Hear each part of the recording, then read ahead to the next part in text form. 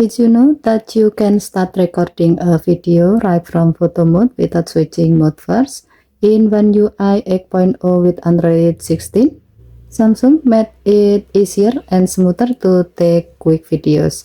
It's perfect for capturing moments that happen in a flash. To do so, open Camera app and stay in photo mode.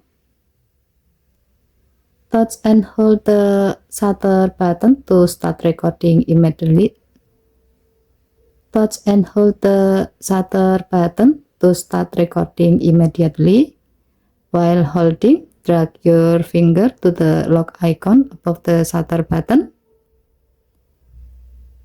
Once locked, you can let go and the video keeps recording hands-free. Tap the stop button when you are done recording.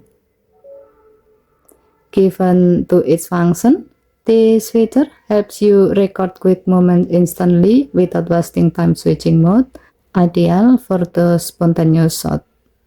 Okay, thank you for watching. Please help to like and subscribe. Have a nice day.